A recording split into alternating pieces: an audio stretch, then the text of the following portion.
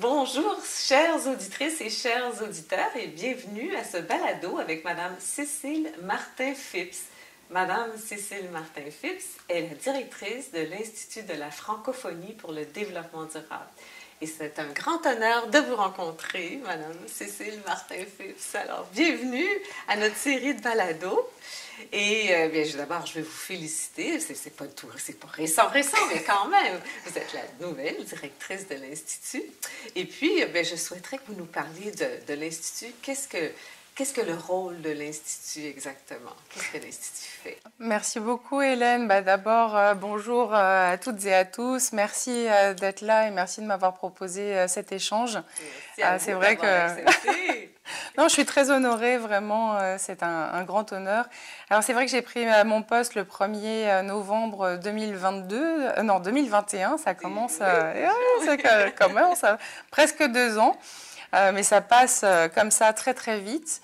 Alors l'Institut de la francophonie pour le développement durable, c'est un organe subsidiaire de l'Organisation internationale de la francophonie. Qu'est-ce que ça veut dire? En gros, ça veut dire qu'il y a à peu près 40 ans, les États membres de la francophonie ont décidé finalement de se doter d'un institut qui permettrait en fait de répondre à une question très simple.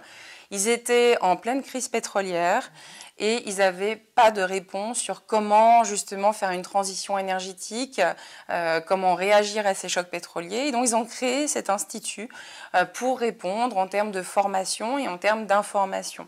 Donc on était au début vraiment ciblé sur l'énergie. Et puis très rapidement, il y a eu la convention de Rio, Rio plus 10, Rio plus 20. Notre mandat a été élargi d'autant au fur et à mesure. Et donc on est aujourd'hui l'Institut de la francophonie pour le développement durable avec un mandat assez large, mais on est aussi une petite équipe. L'objectif, c'est aussi de travailler sur la niche qui est la francophonie. En quoi nous, qu'est-ce qu'on peut apporter de plus ou de différent comme réponse à nos États francophones en matière de développement durable, d'énergie bien sûr, et puis d'environnement. Et puis, votre mandat à vous, spécifiquement, comme directrice? Alors, mon mandat à moi était assez intéressant parce que j'arrivais finalement après Jean-Pierre Ndountoum, que je connaissais aussi par ailleurs. Donc ça, c'était un grand honneur, qui était aussi à l'Institut depuis très longtemps. Donc moi, j'étais une figure nouvelle pour l'équipe. Et puis, entre-temps, on a déménagé également les locaux. On est passé du Vieux-Québec à la colline parlementaire. Donc voilà, il y a eu des petits changements comme ça et l'équipe aussi se transforme et évolue. Donc mon mandat s'inscrit aussi dans ce cadre-là. On finit également une programmation et on est en train d'entamer une nouvelle pour les 4 prochaines années. Donc c'est aussi ça qui est très intéressant, mais peut-être qu'on aura l'occasion d'en parler justement. Oui, sûrement. Comme vous le disiez, vous avez été la successeur de M. Ndountoum, que j'avais rencontré donc, il y a 3 ans déjà. Puis dans ces 3 années-là, qu'est-ce qu'on pourrait dire qui est arrivé à l'Institut en termes de développement durable? Bon, alors à l'Institut suit le courant du monde géopolitique. Forcément, en 2020, il y a eu cette pandémie.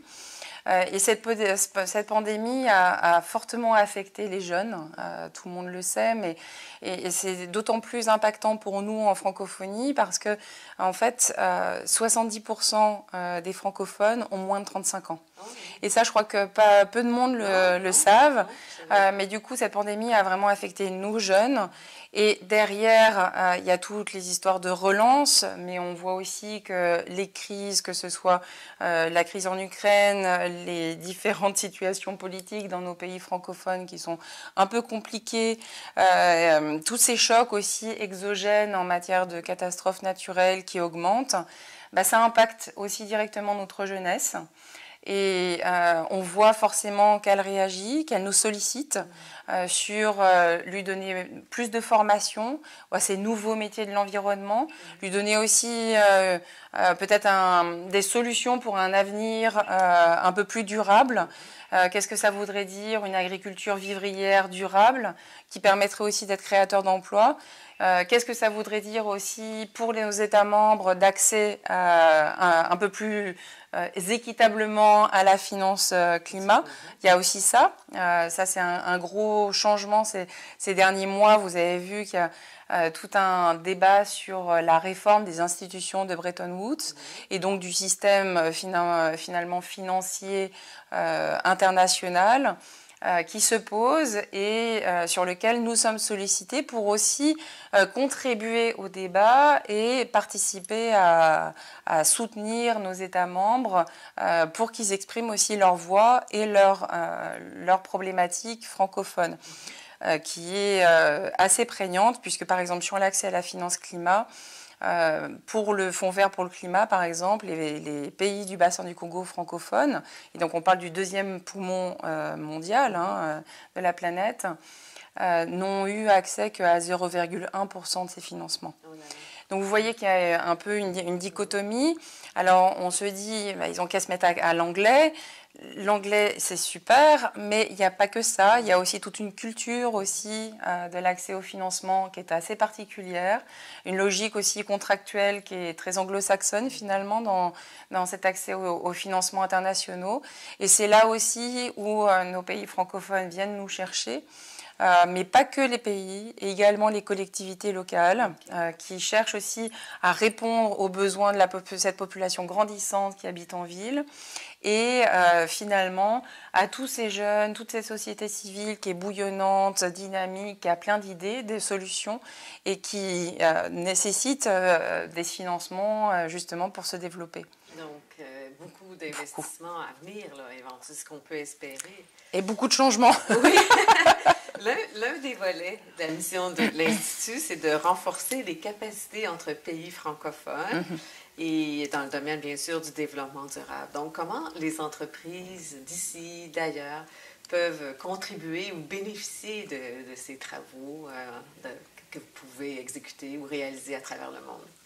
Alors, on travaille beaucoup avec certaines entreprises, mais surtout beaucoup d'universités québécoises. Ah, oui. Oui, l'université Laval, bien sûr, l'université du Québec à Chicoutimi, avec lesquelles, par exemple, on a développé les outils de planification objectif développement durable, planification ODD, exactement, que ce soit pour un territoire national ou un territoire local. Mais ça pourrait aussi s'appliquer pour une entreprise. Donc, on a développé ces outils avec l'Université du Québec à Chicoutimi. On travaille aussi sur l'énergie avec des entreprises très diverses. On a travaillé longtemps avec Hydro-Québec, mais on travaille aussi avec Éconolaire sur tout ce qui est efficacité énergétique. Donc voilà, il y a plein de collaborations que nous avons récemment sur le volet Nexus plus agriculture. On a été en lien. Vous nous en parliez. Oui. Programme sur l'adaptation, en particulier femmes et enfants. Donc, peut-être nous parler de ce programme. Ah oui, je vais vous en parler, mais c'est vrai qu'on s'est rapproché aussi de UPA, par exemple. Oui. On croise beaucoup Uranos. Donc voilà.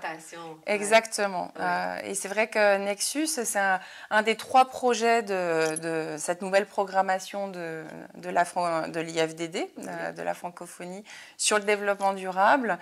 En fait, Nexus ne naît pas de nulle part. Il naît de 2 projets différents que nous avions. L'un sur l'énergie, où l'idée c'était de voir un peu quelles étaient les bonnes pratiques, notamment en Afrique de l'Ouest, en matière d'accès à l'énergie, mais également sobre en eau, enfin économe en eau, résilient au changement climatique. Et là, on s'est dit, bon, on retombe forcément sur des pratiques souvent agricoles.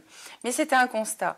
Et en parallèle, un autre programme que nous avions, financé d'ailleurs par l'Union européenne, était en soutien des innovations environnementales en République démocratique du Congo, au Cameroun, en Haïti. Et là encore, on retombe sur beaucoup de solutions et d'innovations ou juste des projets de bonnes pratiques finalement, mais agrémentés rehaussés de technologies d'aujourd'hui. Qui était encore une fois beaucoup sur l'agriculture. Et donc là, on s'est dit, il y a sûrement quelque chose à faire, à apporter, à soutenir.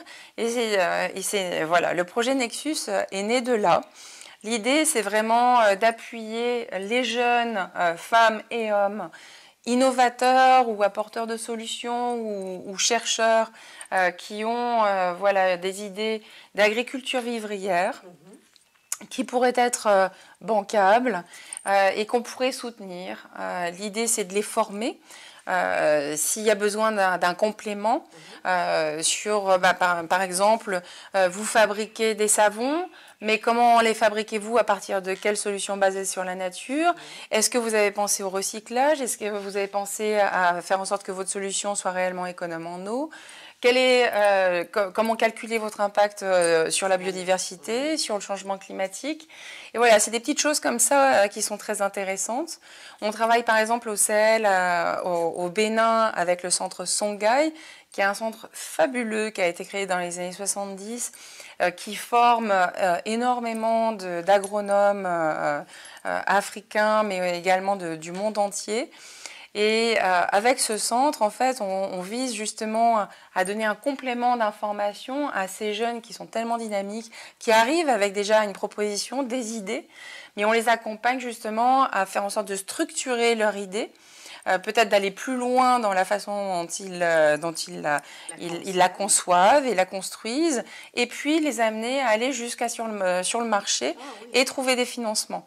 On n'est pas les seuls à faire ça, mais on apporte voilà ce petit plus on échange les bonnes pratiques francophones entre les différents pays de différentes sous-régions. Et voilà, c'est le projet Nexus qui est soutenu d'ailleurs, je dois le dire, financièrement par le gouvernement du Québec. Ah bon, parfait, très bien. Donc, beaucoup d'initiatives. Puis, oui. Est-ce que j'imagine qu'il y en a trop? Vous n'arrivez pas à accompagner toutes ces personnes qui viennent vers vous? Non, mais on essaye d'accompagner le maximum. C'est vrai qu'on a beaucoup de demandes, mais on a aussi des autosaisines. Alors ça, c'est fabuleux parce que le but de l'IFDD, c'est pas de gagner de l'argent sur ces formations, c'est plutôt de les mettre à disposition. Et donc, on s'est aperçu aussi qu'il y avait beaucoup de jeunes qui, en fait, prenaient nos formations directement sur notre académie, sur notre site internet, et se formaient, suivaient les CLOM, les cours en ligne massifs et ouverts, se formaient eux-mêmes et derrière nous contactaient en nous disant écoutez, grâce à vous, voilà où j'en suis, voilà quelle est la bonne pratique et voilà, est-ce que je peux partager ça? Donc c'est assez fabuleux. Donc c'est vrai qu'on ne peut pas tout faire, on ne peut pas accompagner tout le monde, mais on essaye en tout cas d'avoir ces formations le plus ouvertes possible et de communiquer massivement dessus de façon réellement à ce que peut-être ça fasse des petits tout seul. Mais oui, comment vous avez dit, parce qu'on dit souvent l'expression en anglais, hein, les MOOC, alors vous, parce que les Massive Online... Les CLOM, ah oui, ça c'est quelque chose que j'ai appris en arrivant parce que je venais d'Inde. Il y a 2 ans, quand j'ai pris mon poste à la francophonie, donc j'ai dû commencer à vraiment traduire tous les termes. Alors c'est le CLOM, le cours en ligne, ouvert et massif. Ah, c'est très bien. Donc ça, c'est une bonne expression à retenir. Oui, exactement. On utilise encore beaucoup les MOOC. Beaucoup, non, il faut le garder, il faut le garder. Et puis, l'Institut, il est actif, je dirais, pour promouvoir la réalisation des fameux objectifs de développement durable dans le monde francophone. Est-ce que vous croyez que nous pourrons atteindre les ODD les objectifs des ODD d'ici 2030? Et sinon, sur quel objectif devrions-nous nous concentrer? Comment voyez-vous le développement pour l'atteinte des ODD? Alors, c'est une très bonne question et c'est une question qu'on s'est posée. En fait, on a été sollicité par le secrétariat général des Nations Unies, avec lesquels on travaille depuis longtemps, depuis d'ailleurs la négociation même des ODD et même avant, pour qu'on puisse faire un état des lieux de là où en sont les États francophones en matière d'atteinte des ODD. Et ce rapport, on vient de le conclure et la secrétaire générale de la francophonie, Madame Louise Mushikiwabo, va le présenter justement au chef d'État et de gouvernement le 17 septembre prochain à New York. Donc là, c'est un peu une primeur. Oui. Est-ce qu'il sera en ligne? Il sera en ligne comme tout ce qu'on fait de toute façon. Oui.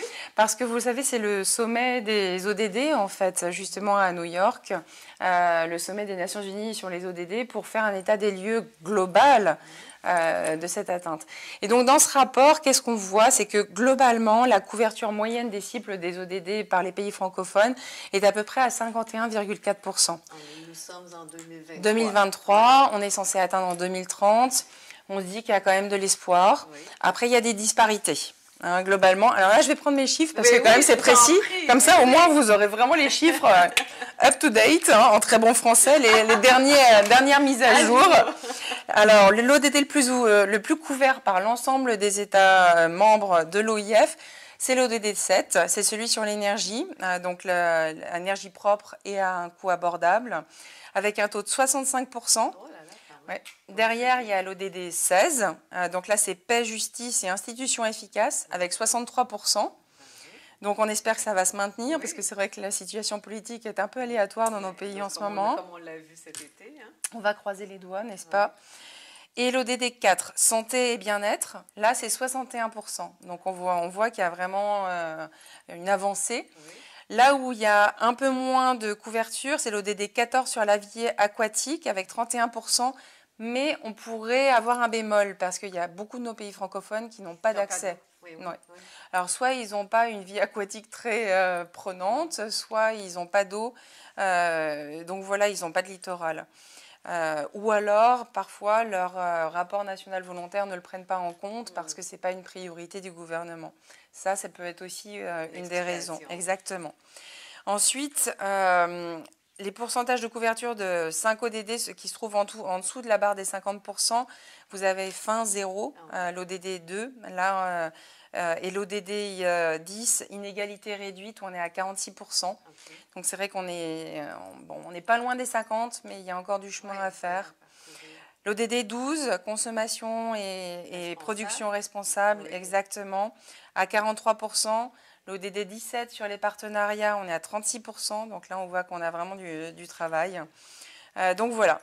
Mais globalement, ce qui est intéressant peut-être à retenir aussi, c'est qu'on va avoir ce rapport du coup sur l'état des lieux de l'atteinte des ODD par les pays francophones qui va être en ligne à partir de la semaine prochaine. OK. Le 17 ou après le 17? À peu près à ce moment-là, justement. Donc ça sera intéressant parce que vous aurez ces statistiques-là, mais vous aurez aussi toute une partie bonne pratique par ODD. Dans les pays francophones. Donc ça, c'est aussi intéressant, je trouve, à partager. Oui. On a eu 29 États membres qui ont souhaité partager leurs bonnes pratiques. Et même moi, j'en ai appris, honnêtement. Oui, donc, je trouve ça très intéressant. Donc, voilà. Oh, mais ça, c'est bien parce que pour les entreprises aussi, à qui exactement. Ça peut être intéressant à regarder. Donc, on va devoir suivre de près.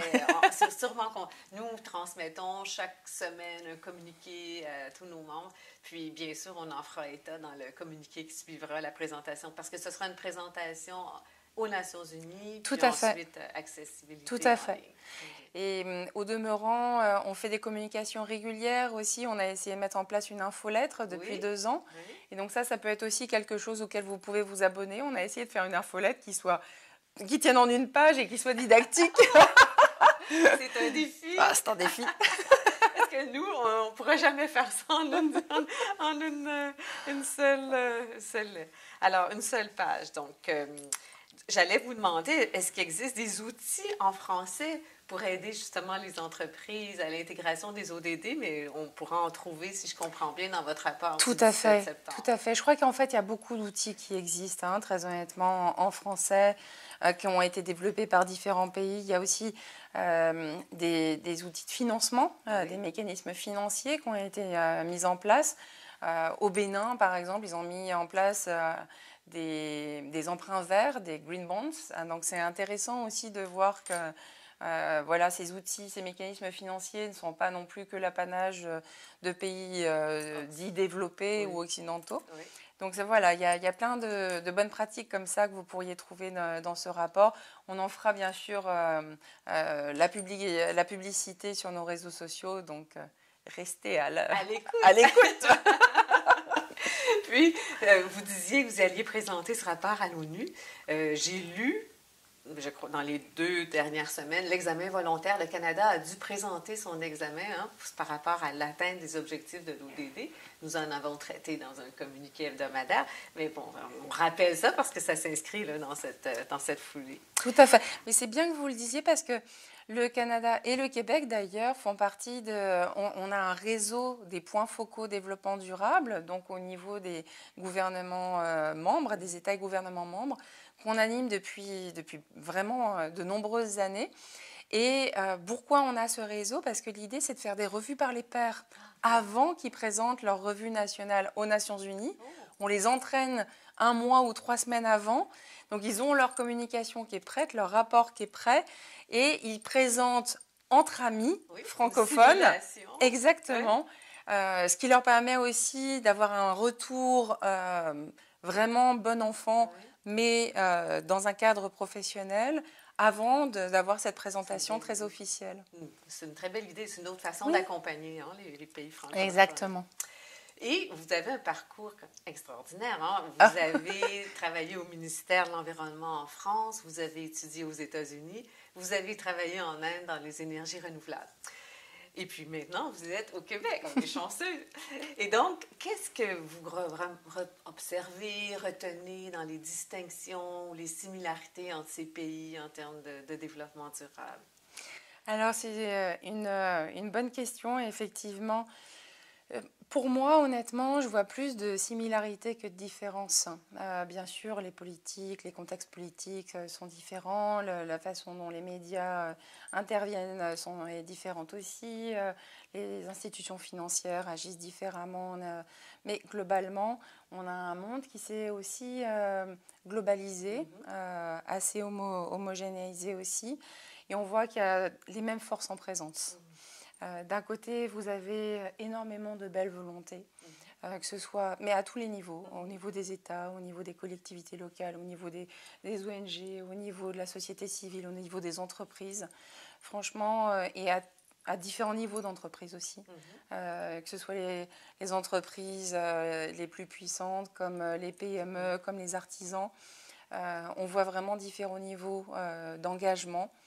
Et puis il y a aussi ceux qui n'y croient pas, ceux qui pensent à court terme. Il y en a encore. Et il y en aura sûrement toujours. Donc on a en fait les mêmes constats un peu partout. Donc je crois qu'il faut retenir surtout les bonnes pratiques et puis c'est cet engagement, cette volonté. Parce que si on prend beaucoup de recul, finalement à l'échelle de l'histoire humaine, il y a sûrement eu beaucoup de petitesses. Mais quelque part, l'homme s'est transcendé et on a retenu que les belles pratiques. Alors, retenons ça. Ah, mais j'aime bien parce que je pense qu'il faut demeurer optimiste dans la vie, à tous égards. Oui, parce que c'est un moteur. L'IDF est toujours visible à la COP ou à la conférence internationale CDP. Sur les changements climatiques. CDP, oui, la conférence des parties, pardon. Et donc, vous allez sûrement être encore présent cette année à la 28e qui se tiendra à Dubaï. Est-ce que vous pouvez nous parler un peu de vos revendications ou votre rôle lors de cette conférence des parties? Merci. Alors, on n'a pas de revendication. Hein. Notre rôle est réellement de venir en appui et notre facteur de succès, c'est quand on constate que nos négociateurs et nos négociatrices francophones, d'abord, sont calés sur les points à l'agenda des négociations. Et ils sont de plus en plus nombreux et de plus en plus techniques, ce qui complexifie beaucoup les choses pour nos délégations à tous égards.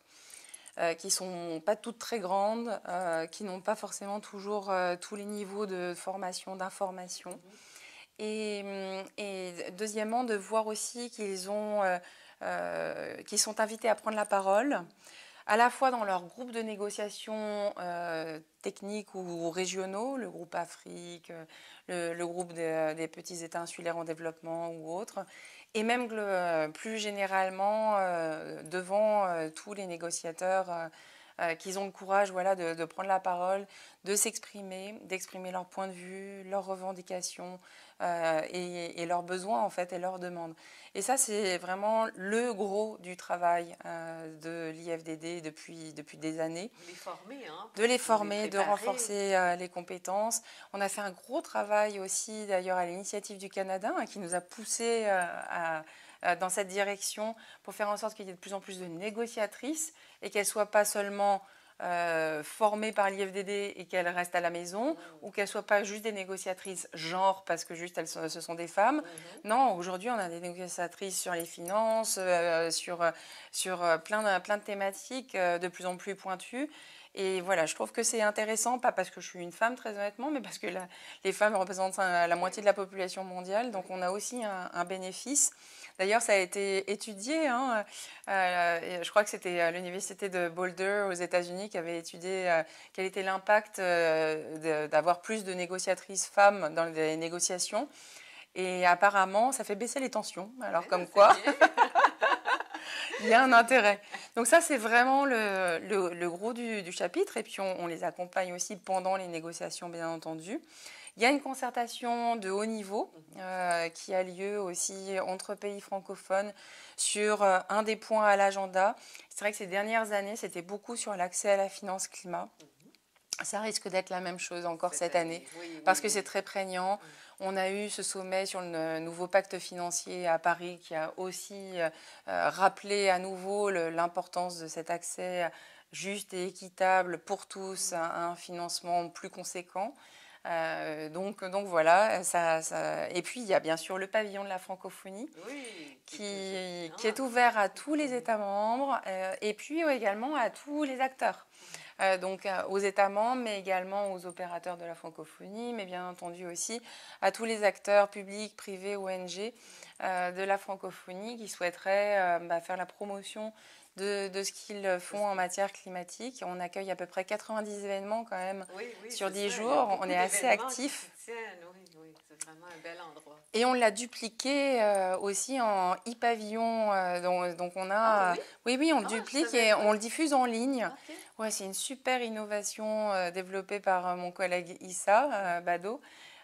Et ça marche assez bien. Donc ça, c'est aussi quelque chose, si vous ne pouvez pas vous déplacer, parce que voilà, c'est loin, Dubaï, très honnêtement.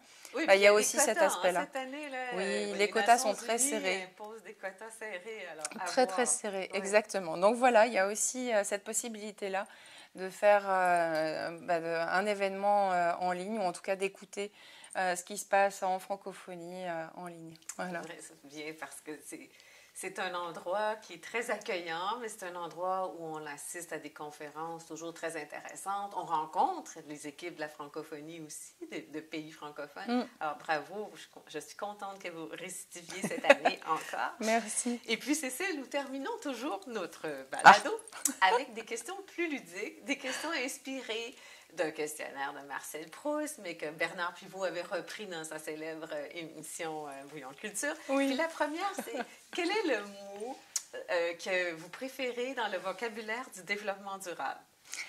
Alors, j'ai beaucoup réfléchi à cette question. Alors, il y avait plein de mots qui me venaient à l'esprit, honnêtement, mais je crois que le mot que je retiens le mieux, c'est équitable.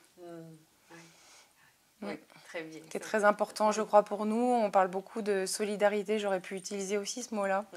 En francophonie, c'est vraiment quelque chose qu'on a à cœur. Solidarité intergénérationnelle, solidarité entre gouvernements, solidarité entre acteurs, solidarité entre pays. Et c'est ce que les pays de la francophonie réclament lorsqu'il y a une conférence des parties pour dire on a besoin d'un financement, il faut que ce soit équitable aussi. Hein, exactement. Quelle est la personne que vous admirez le plus dans le domaine du développement durable? Alors là, c'était vraiment... ça, c'est vraiment une question... Difficile d'en choisir une seule. Oui, exactement. C'est difficile d'en choisir une seule. Et en fait, celle qui m'est venue automatiquement à l'esprit, bon, elle est décédée en 2011, mais c'est Wangari Maathai. Je ne sais pas si vous connaissez. Non. Alors, c'est une prix Nobel de la paix.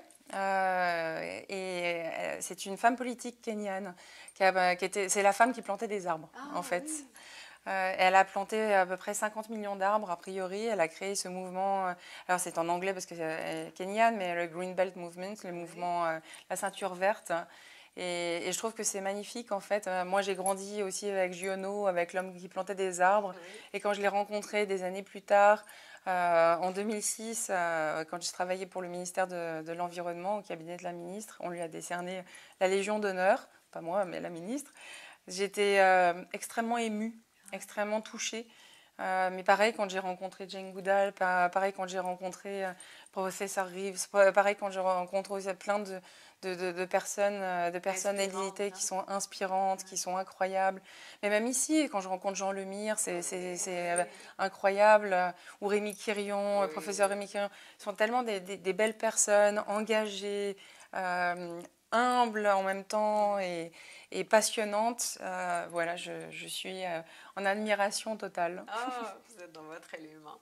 Sur 1 à 10, où situeriez-vous la planète en termes de développement durable? Bon, alors, la planète, elle va nous survivre. Hein. De toute façon, elle a survécu, elle a vécu sans nous, elle nous survivra. Mais c'est vrai que On en parlait, hein, Jean-Marc Jancovici a écrit cette bande dessinée assez intéressante sur les énergies renouvelables et il y a encore 80 ans, peut-être même 150 ans, on était à l'énergie totalement durable, c'était l'énergie humaine ou l'énergie animale, mais on n'allait pas très vite.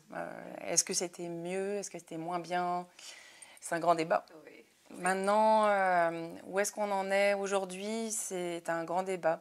Je pense qu'on n'en est pas très haut, même pas la moitié, je pense, en matière de développement durable. Mais quel chemin il faudrait avoir? Ça aussi, c'est un grand débat. Plus d'énergie renouvelable, oui, mais ces énergies ont aussi un impact sur les ressources. Plus d'êtres humains, plus de développement. Plus d'agriculture vivrière, revenir aussi à une consommation plus lente. Oui. Est-ce que vous êtes quand même optimiste? Ah ben je dois être optimiste. Il me faut. J'ai 3 enfants de 7, 5 et 3 ans. Je crois que je n'ai pas le choix, honnêtement. Et puis je crois que ce n'est pas dans ma nature non plus. Non. Il faut être optimiste. Et honnêtement, c'est ce que je disais tout à l'heure. Quand on voit à l'échelle de la planète, mais aussi à notre histoire humaine, il y a eu beaucoup de hauts et des bas, ça a été très cyclique, mais la tendance est plutôt vers le haut, vers l'optimisme. On voit beaucoup de belles choses qu'on retient. L'ingéniosité humaine. Oui, cette solidarité, elle existe et finalement, elle transcende tout. Elle transcende même la petitesse et l'étroitesse un peu capitaliste des fois. Qu'on retrouve. Bon, je vais vous parler du Québec parce que maintenant, vous y êtes depuis un certain temps. Quelle est, selon vous, la plus grande fierté du Québec en développement durable, si vous avez pu observer depuis que vous êtes arrivé? Voilà, je pense que c'est l'hydroélectricité, honnêtement. J'ai eu la chance de découvrir cette bande dessinée sur René Lévesque récemment, qui m'a beaucoup interpellée en fait sur tout ce développement justement de l'hydroélectricité au Québec. Franchement, chapeau, c'est digne de fierté. À cette époque-ci, on en a tellement besoin. Alors exactement. Ça a été visionnaire. Non, c'est digne de fierté. Et puis vous avez aussi une très belle utilisation de la biomasse, du bois. Donc oui, je pense que c'est vraiment source de fierté. Puis notre dernière question, elle est bien amusante, c'est que si la réincarnation existait, en quoi souhaiteriez-vous vous réincarner? Quel est l'arbre ou la plante ou l'animal dans lequel vous souhaiteriez vous réincarner? Alors, la semaine dernière, pour l'anniversaire de mon mari, on a été à Grande-Bergeronne, aux Escoumins, pour voir les baleines. Et on a eu la chance infime de voir une baleine bleue. Une baleine à bosse, d'ailleurs. Et je trouve que c'est fabuleux parce que ce sont des êtres, des mammifères incroyables qui font un tel voyage c'est un privilège de les voir, vraiment. J'aime leur soi-disant lenteur. J'aime le fait qu'elles étaient là depuis très longtemps.